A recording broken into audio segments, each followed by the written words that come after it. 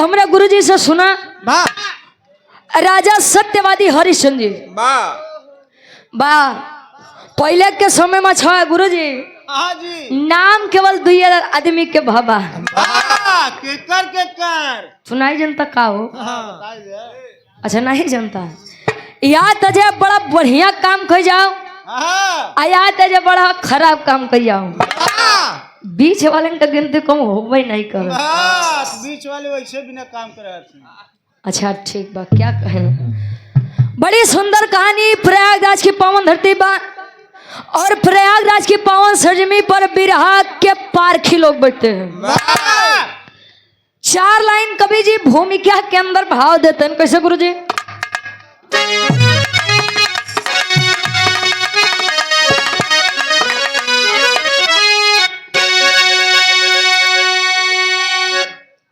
अंकुरित उर में होता अहंकार जब अरे लुप्त हो जाती गरिमा है सब ज्ञान के। अधर्म की राह अग्रसर होता है मानव अरे चाह हो जाती मिथ्या सब सम्मान के। असत्य पे सत्य की जीत होती सदा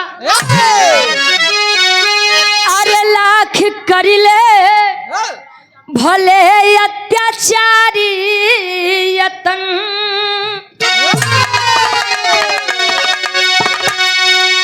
फूटता है घड़ा पाप का एक दिन अरे रोक सकता नहीं वहाँ कुल का पतन।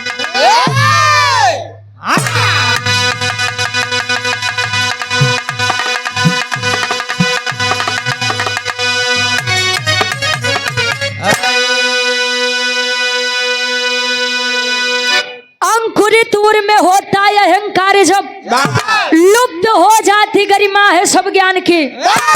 अधर्म की राह अग्रसर होता है मानो चाह हो जाती मिथ्या सब सम्मान की। अंकुरित उर में होता अहंकार। जिस किसी के भी अंदर अहंकार आ जाए गुरु जी क्यों कहे कि हम सुंदर यही तले तो ठीक है बा और क्यों कह दे कि हम ही अकेले सुंदर यही तले तो जान लोग के फिर अहंकार बा अपने सुंदरता के ऊपर।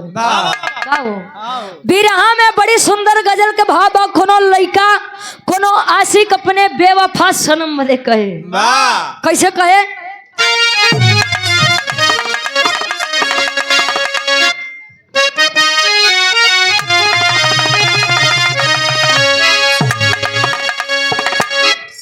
मेरे खून दिल की मेहंदी मेरे खून दिल की मेहंदी हाथों में ना लगाना लगाना मेरे खून दिल की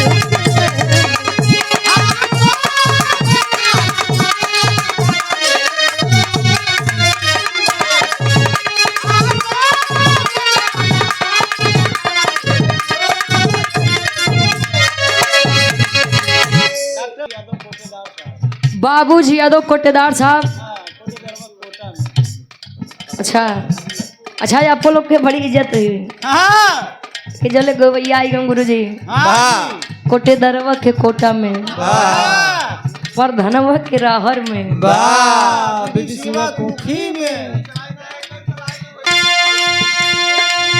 अरे मेरे खून दिल की मेहंदी हाथों में ना लगाना जब निकले मेरा जनाजा जब निकले मेरा जनाजा सहनाइयाँ बजाना बजाना जब निकले मेरा जनाजा।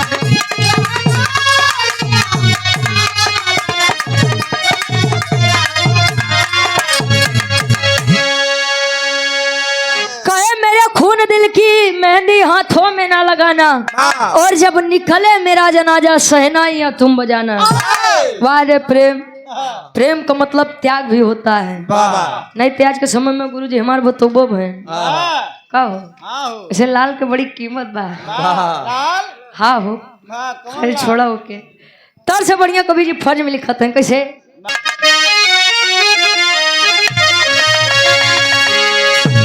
अरे लाखों मुसीबत आए, लाखों मुसीबत आए, उसे हंस कर गले लगा, लाखों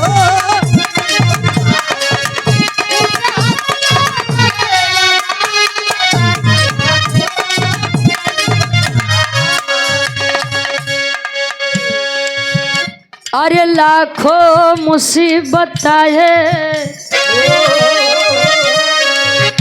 उसे हंस के गले लगाना। कर्मों से हो न विचलित, कर्मों से हो न विचलित, तुम अपना फर्ज निभाना से हो न विचलित।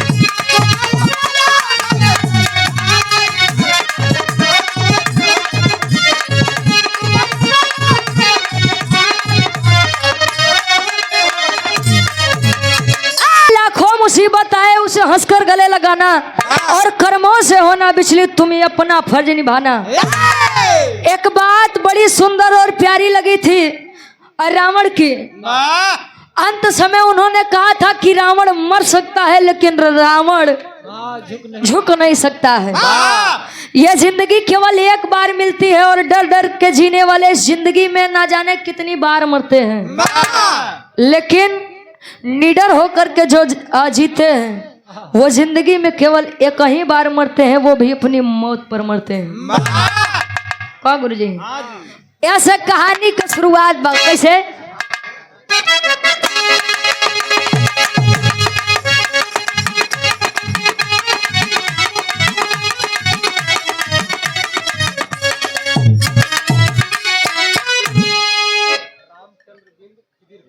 रामचंद्र बिंद जी खिदिरपुर की पावन सजमी से 21 रुपया। और ये कार्यक्रम के आयोजक साहब कहाँ हैं?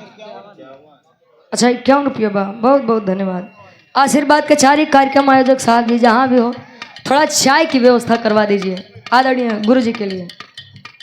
और Shubham Bhojanalaya and family restaurant proprietor Shiv Prakash Patel उर्फ दादा।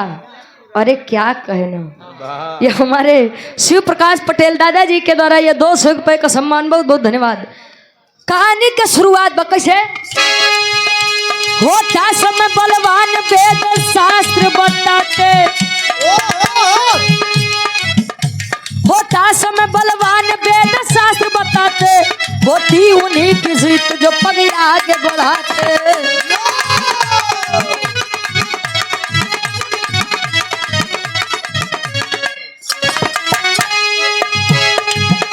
सीता हरण किया था कानन में दशानन, सीता हरण किया था कानन में दशानन, पापी कुलीन कर्म किया घोर पावन।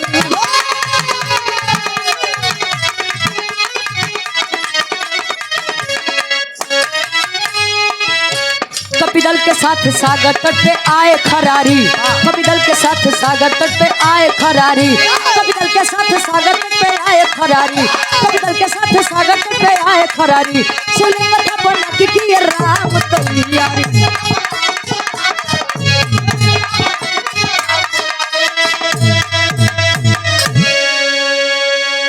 कहे होता समय बलवान वेद शास्त्र बताते हैं, समय की कीमत यदि आज आप लोग नहीं करेंगे तो आगे चल के समय की कीमत, समय आपकी कीमत नहीं करेगा। एक बात जान लीजिए, समय सब खा जाता है। जिंदगी में कुछ कहने का कुछ करने का समय सबको मिलता है। कोई सो के उसे गवा देता है तो कोई चैतन्य रह के उसका फायदा उठा लेता है। तब बाद में आदमी रोए लगे, भगवान हमारे पता नहीं किस्मत कौन कलम से लिखे है। कहो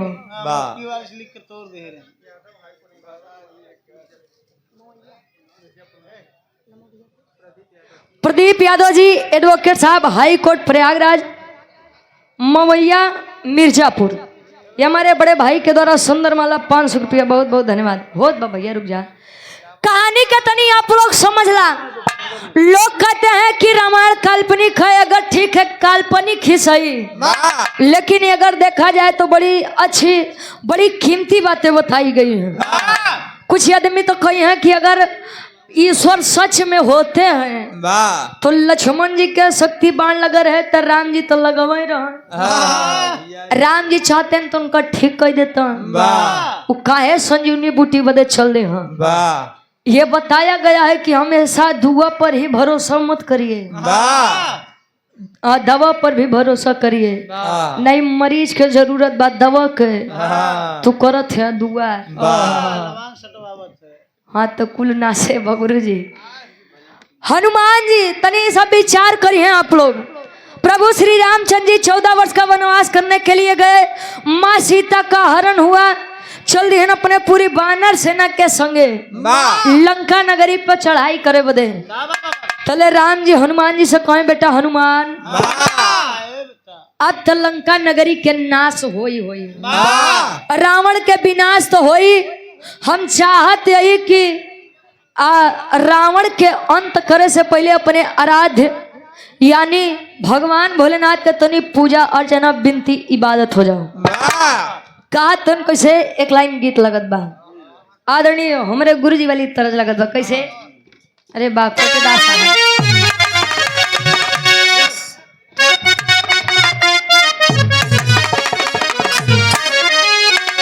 दुल्ही के अपने सैया जी से, अरे बाली और झुमका भुलाई जा, बाली और झुमका भुलाई जा, नथुनी पगोली चले टप बनवाई बा, बाली और झुमका।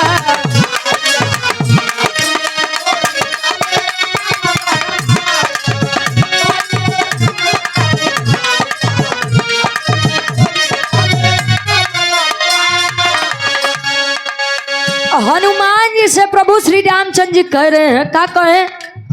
मनवा के मनसा पुराई दा, मनवा के मनसा पुराई दा, यानी पंडित का भी कोई ढूंढ के लियाई दा, मनवा के।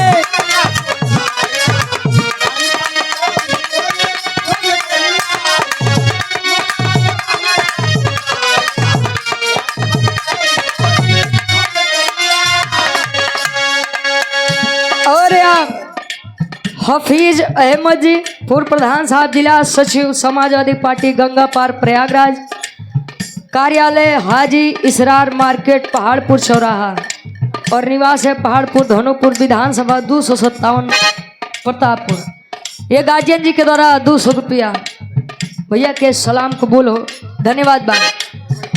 राम जी कहें, सामर्थ तोहरा में बाटे कपिराई, अनुष्ठान विप्र जी से देता करवाई, अनुष्ठान विप्र जी से देता करवाई।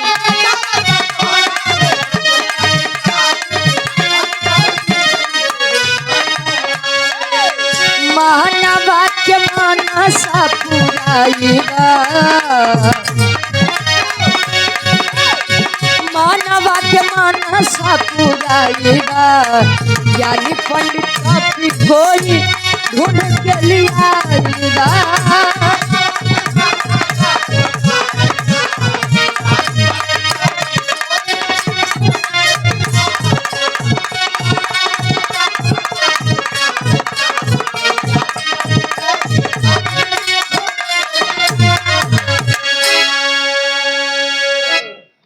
श्री रामचंद्र जी हनुमान जी से बोले कि बेटा हनुमान चले जाओ और जो इस संसार का सबसे विद्वान पंडित हो, संसार का जो सबसे ज्ञानी पंडित हो, उसे लेकर के आओ और शिवलिंग की स्थापना करवाओ। प्रभु श्री रामचंद्र जी की बात मान के हनुमान जी कहें कि स्वामी हम नहीं जाओ। हमके यारे रुके दा, हम आपके सेवा सत्कार करब, केहू और के भेज दा।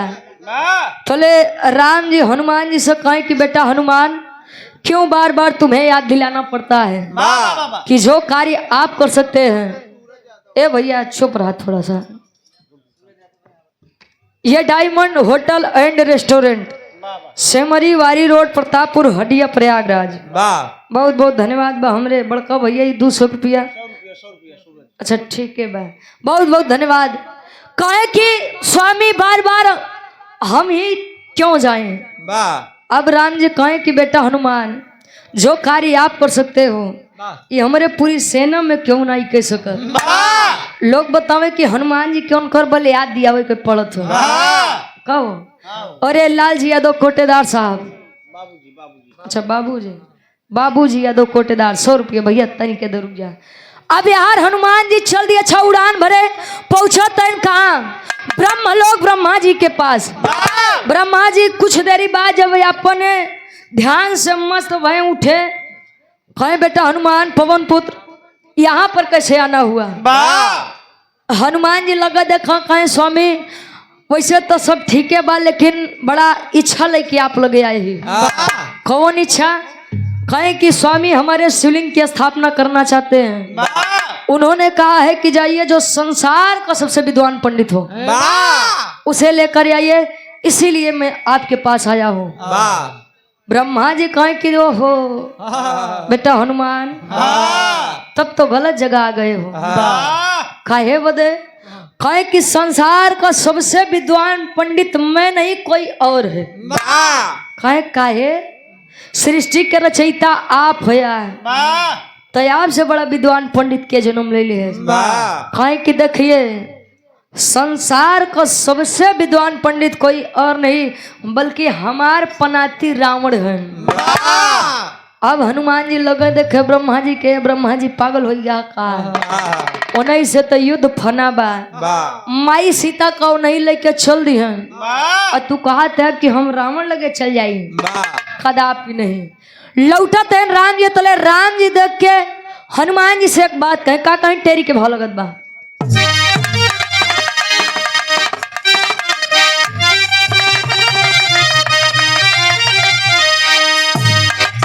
अरे खरारी तब बजरंगी से कहे, अरे राम खरारी तब बजरंगी,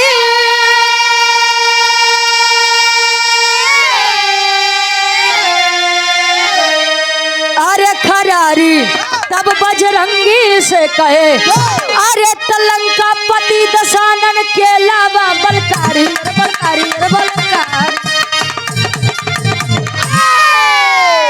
कहे लंका पति दशानन के अलावा बलकारी, खरारी तब बजरंगी से कहे। चले हैं हनुमान जी राम जी के पास। राम जी कहे हनुमान ब्रह्मा जी कहाँ हैं। कहे स्वामी ब्रह्मा जी नहीं आए। क्यों। उन्होंने कहा कि संसार को सबसे विद्वान पंडित कोई और नहीं बल्कि रावण है। कहे तब का करे हिया चली आया, खाए बोदे यार चली आया। भाड़ा किराया ले गया। अच्छा भाड़ा किराया तुम ही देते रहे वो समय में। कहे कि स्वामी रावण की बात हो रही है, वही रावण जिन्होंने माँ सीता को अपनी नगरी में आपके इच्छा के खिलाफ ले जाकर के रखा है। कहे कि देखो हनुमान, आज आप एक यजमान का दूध बन करके नहीं बल्कि एक योद्धा का दूध बन करके नहीं बल्कि आप एक लाचार यजमान का दूध बन करके जाइए। उड़ान भरे हैं हनुमान जी, चौक के भाव लगत बा।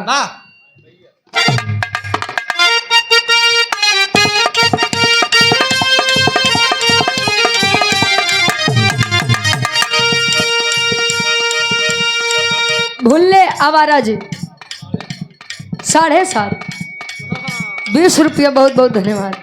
कहे चले राम को शीश झुका के,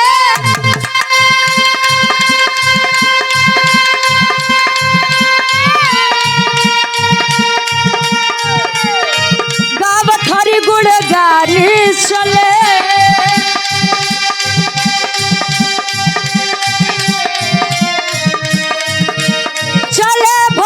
श्री रामचंद्र के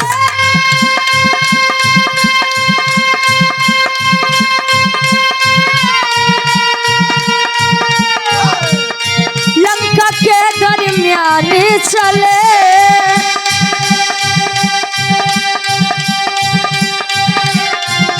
चले काज हरि हित में करण को चले काज हरि हित में करण को पवन पुत्र हनुमान चले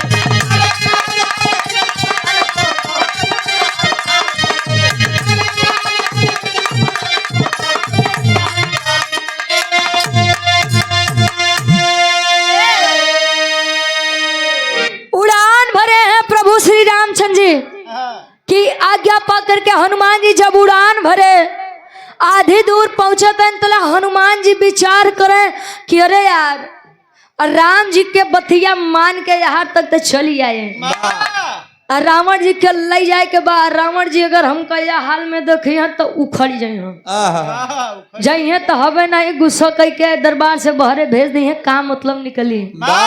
अच्छा लंका नगरी में जले पहुंचे तले कहे कि एक काम करी भेषवई बदल ले अरे अपन अगर रूप बदल ले गुरुजी तो ना ही पहचानी है आ ना ही गुस्से है आ ना ही आवे बदे मना करी है। अच्छा हनुमान जी पहुंचे वृद्ध इंसान यानी बुढ़वा आदमी का रूप लेके लाठी हाथ में लिए हिलत कापत बस करो हाँ ढेर मत उनके परेशान करा। और पुनः हमारे बड़े भाई सुयोग यादव जी पुत्र तारा शंकर यादव जी और ये हमारे पूज्य गार्जियन जी एडीएम साहब जी की आप भतीजे साहब ये पुनः से बड़े भाई के द्वारा 1000 रुपए का सम्मान बहुत बहुत धन्यवाद आशीर्वाद के चाह रही है। अच्छा बुढ़वा आदमी के रूप लेके पहुंचे कहे भैया दरबारी रावण जी के नगरी है बा कुल दरबारी कहे रे बाबा कुल से चली आया ई सोने के महल देख के नहीं लागत बा कि इहे रावण जी के नगरी बा कहीं बेटा आँख से थोड़ा कमजोर हो गए हैं कौ गुरु जी कहीं आँख से थोड़ा कमजोर हो गए हैं भैया सीटी लेत बा रुकला कहे तब कहे कि बेटा वो घर पर थोड़ा पूजा हमने करवाया है और कोनो ठीक ठाक पंडित नहीं मिले या से हम चल दिया सुने कि रावण जी बड़ा बढ़िया पूजा करवाओ थे। कहे बाबा तू बूढ़ी आदमी है तनी सब पास आवा तुम्हें एक बात बताई। अच्छा आए कहे क्या है कहे कि वो अंदरवा रावण जी राम जी से लड़े बदे योजना बनावत है कि यह बार युद्ध में कमल लेके जाए तले हनुमान जी विचार करत हैं कि देखा है हम तो यार पूजा पाठ करवा बदे आई लोग हमारे प्रभु जी से लड़े बदे योजना बनावत हैं।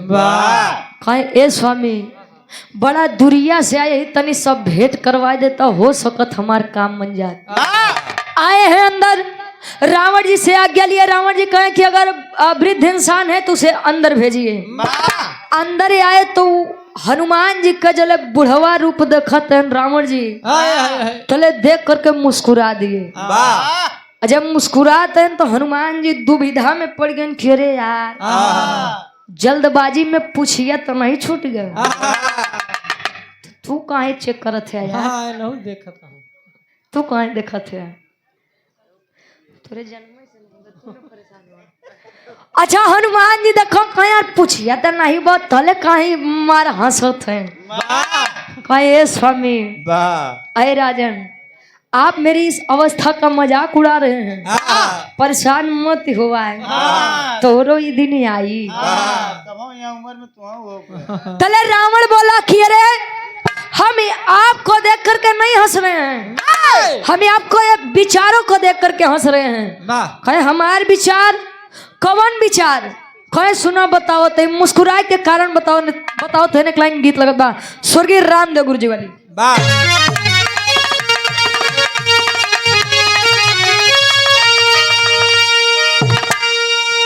अरे झुलनिया के गुजवा अरे झुलनिया के गुजवा अरे टूटल ये राजा हरे जमुनिया से गड़िया छूटल रे राजा जमुनिया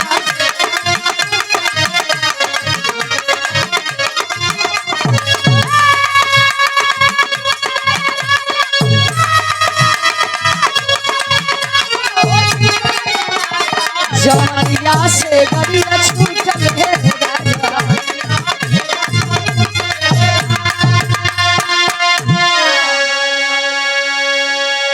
ध्यान देंगे बीच सभा में वो वृद्ध रूपी हनुमान को देख करके आज रावण जी पूरे महफिल में कहे क्या कहे,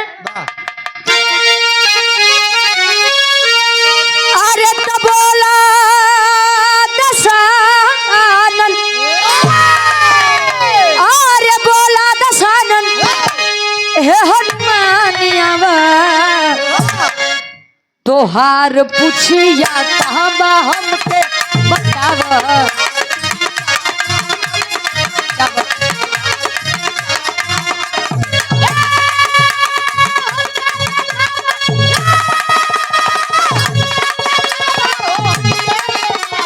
तोहार पूछिया कहाँ बा हमके बतावा।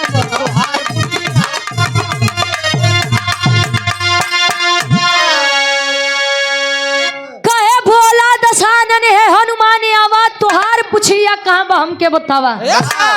हनुमान हम आपके इस रूप को देख करके नहीं हंस रहे हैं, केवल थोड़े विचार पर हंसते हैं। तुम्हें का लागे इसके हम तुम्हें भुला जाए। हनुमान जी कहे महाराज पहचान गया का, कुल तो पूरी रास्ता यह सोचते आए कि ना ही जाना ना ही पहचाना, कुल योजना हमार खराब कर दिया। कहे कि वैसे तू बड़ा चलाक वानर है यार, इतना चलाक वानर हो कि बूढ़े आदमी के रूप ले क्या है तो खेला बड़ा बरियार बा। किस काम से आए हैं यहाँ पे? कहे महाराज जब जानेंगे हो तो सुना बताते कैसे अंतरा के पहले ताल में कभी लिखते। अरे बैठा यजमान बाटे अब सागर के तीरवा, अरे बन के पुरोहित हरा मन के तुकीरवा।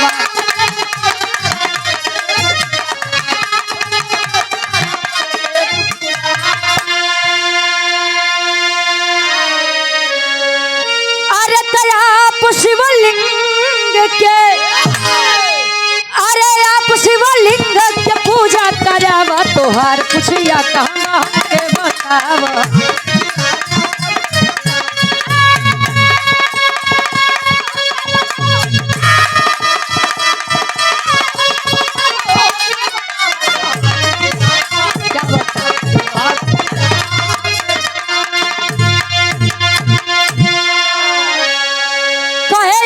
शिवलिंग के पूजा करावा। हेलो 2 मिनट क्षमा चाहते हैं आपसे। हमारे बीच में प्रदीप यादव वरिष्ठ अधिवक्ता माननीय उच्च न्यायालय इलाहाबाद जी आए। जब इतनी बात बताए कि प्रभु श्री रामचंद्र जी समुद्र के किनारे बैठे हुए हैं, आपकी राह देख रहे हैं। कहे क्यों? युद्ध तो अभी बाकी है। रावण जी बतिया तले कहे, हनुमान जी कहे स्वामी हमेशा झगड़े लड़ाई सोचत है, कबो कुछ अच्छा काम सोचला। और कौन काम? कहे कि वो स्वामी हमारे शिवलिंग की स्थापना कराना चाहते हैं, इसीलिए आइए चलिए और चल करके शिवलिंग की स्थापना करवाइए। कहे कि पागल हो गए हो, दिमाग खराब है, मैं कदापि नहीं जाऊंगा। अच्छा मंदोदरी जी इतनी बतिया सुनी, स्वामी से मनावन करत है कि स्वामी इतना दिन से कहा था कि सीता के चली या छोड़ी आवा, नहीं मानत है। आज हमारी एक बात मान ला, खाली एक बात। कौन बात बा? एक लाइन गीत लगत बा गुरुजी।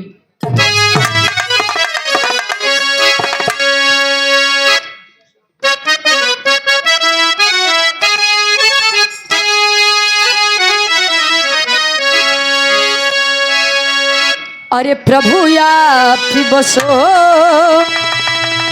वृंदावन में,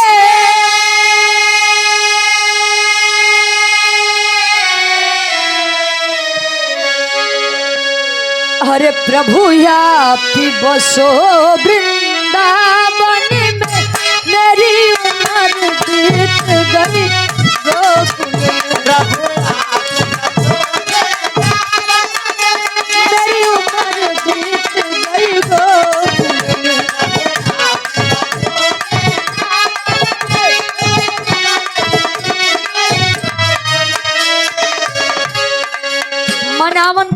मंदोदरी जी। बोली मंदोदरी याचक को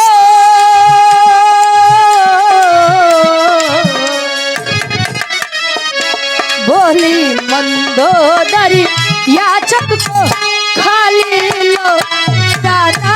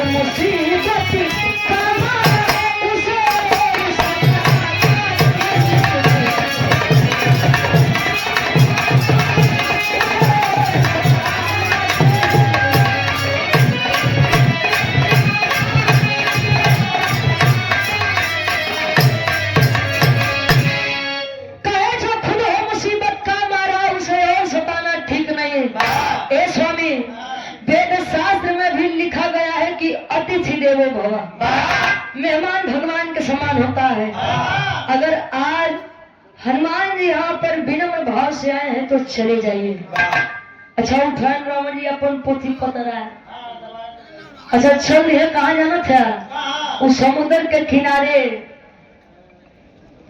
और पुनः से हमारे गार्जियन जी भूसौला भदोही क्या हमारे ग्राम प्रधान साहब सम्मानित आप श्री ब्रिजलाल यादव जी सुंदर माला 500 रुपया पुनः देकर सम्मान किया। बहुत बहुत धन्यवाद। अच्छा पूछिए आज आपने सामने राम और रावण जी बैठे हैं। रावण जी देखे राम जी के, राम जी देखे रावण के। राम जी मन में विचार करें कुछ बोला और रावण जी विचार करें कि राम कुछ बोला। तो ले रावण जी कहें ए स्वामी कुछ बोला। राम जी कहें कि ये स्वामी आप पुरोहित आदमी आप ही कुछ बोलना। कहें ठीक है बताओ तुम कौन हो? कहें जिसे इनका पते नहीं बाकी हम के। कहें कहाँ से आए हो? क्या दिक्कत है और इस वन में क्यों भटक रहे हो और समुद्र के किनारे क्या कर रहे हो? राम जी कहें तुम्हें नहीं पता बा जो पूछा था। कहे कि जितना पूछी उतने बतावा। कहे महाराज हम अयोध्या नगरी से आए हैं। अयोध्या नगरी के राजा दशरथ के ज्येष्ठ पुत्र राम हैं। 14 वर्ष का वनवास करने के लिए हम इस जंगल में आए थे पत्नी सीता के साथ, छोटे भाई लक्ष्मण के साथ। लेकिन वह दुष्ट रावण मेरी पत्नी सीता को ले जाकर के अपनी लंका नगरी में रख लिया। रावण जी कहनो हो इतना बड़ी गलत बात है। कि स्वामी आज हम पुरोहित बने हैं। अच्छा पुरोहित का मतलब ही यही होता है जो यजमान का पूरा हित सोचे। कहे आज हम पुरोहित बने हैं, जो भी इच्छा हो मांग लीजिए। राम जी कहे जब मांगत थोन देबा? हाँ देबा। कहे तो मांगा मांगत है कैसे बिरहा के आखिरी तरस लगता। और आप सम्मानित बाबूजी यादव कोटेदार साहब खनकपुर हंडिया प्रयागराज से 100 रुपया बहुत बहुत धन्यवाद।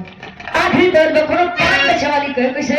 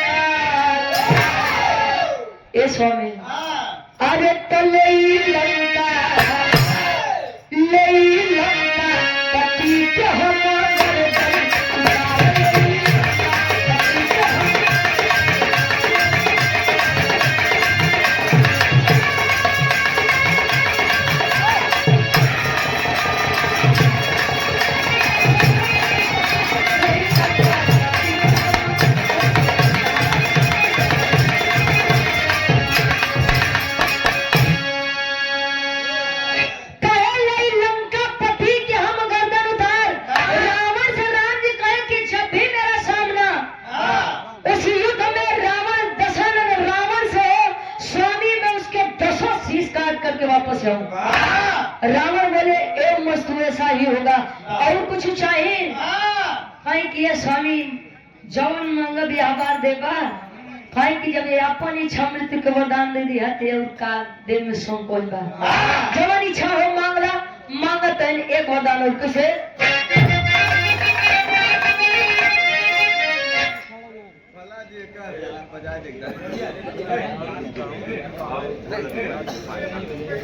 और 500 का सम्मान हमने पूछ गार्जियन ने क्या कहना।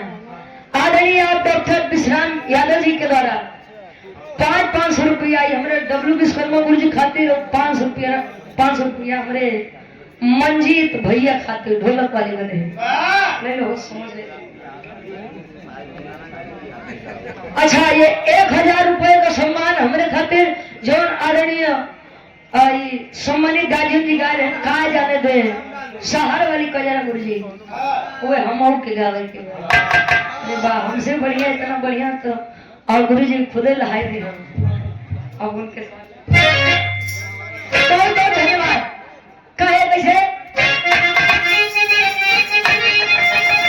अरे कुंभकर्ण से जब हो लड़ाई तब कोई असुर के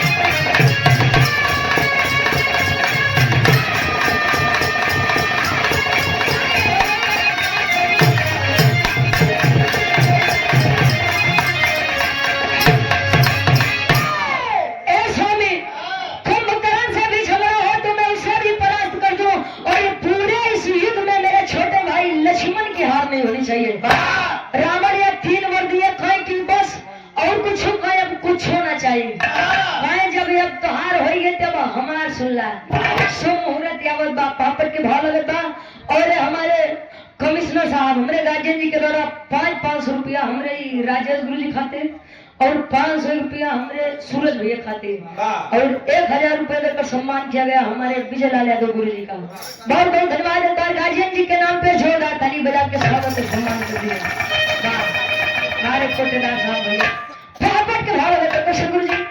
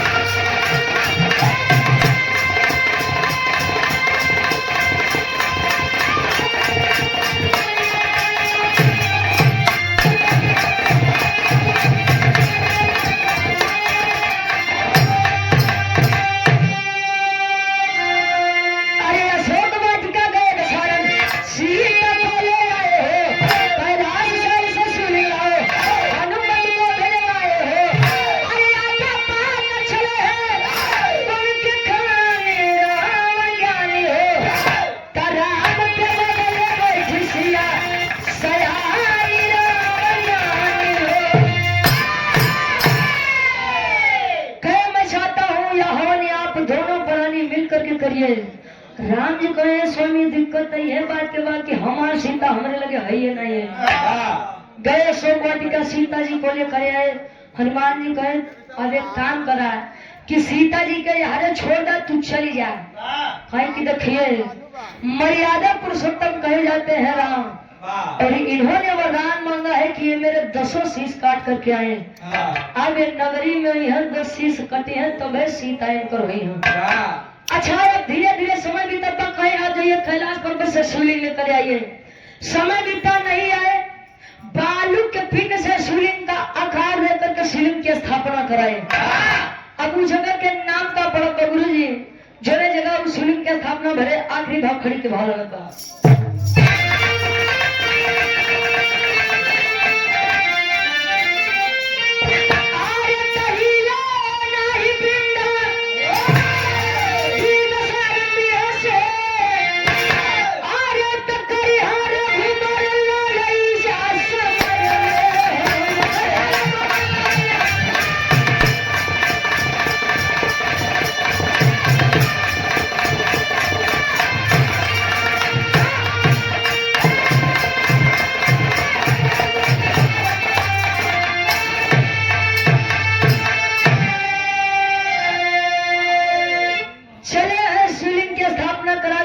राम जी पीछे से आवाज देते हैं स्वामी कुछ दक्षिणा ले लीजिए। रावण कहे कि हे राम तुम हमें दक्षिणा में क्या दोगे? थोड़े ईट पाथर के मकान, हमारे सोने के लंका, रही तार एक मेहरारू हमरे लगे बा का देबा? कहे ना स्वामी कुछ मांगला। कहे ठीक बा कुछ देवे के चाहता तो सुना, जब हमारे नगरी में आया युद्ध करना हमसे, मैं मरूं जीऊं ये बात की बात है, लेकिन अगर मेरी नगरी में एक वीर भी बच गया तो सीता को लेकर के मत आइएगा। मस्त स्वामी मैं ऐसा ही करूंगा। अब भाई रावण के तो घमंड है कि 1 लाख फुट 1.25 लाख नाती कितना मरे हैं गुरु जी। अब जरा विचार करेंगे उस जगह का क्या नाम पड़ा जहाँ पर रावण और राम जी के द्वारा शिवलिंग की स्थापना किया गया था, और वर्तमान समय में आज भी वह प्रमाण के तौर पर व्याप्त है।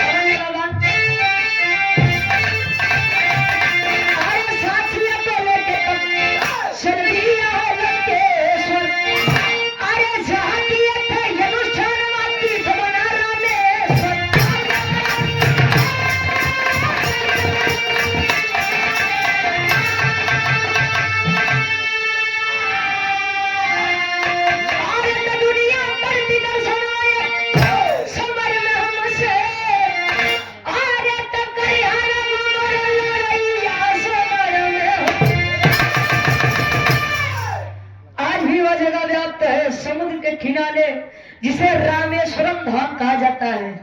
जब भी लोग अपने पुरखों का तारण ताड़ करने जाते हैं तो 4 धाम में एक धाम यहाँ भी है रामेश्वरम धाम, जहाँ भारत का आखिरी छोर है और वहां से लंका नगरी ज्यादा दूर नहीं है। आखिरी में खन्नान के परिचय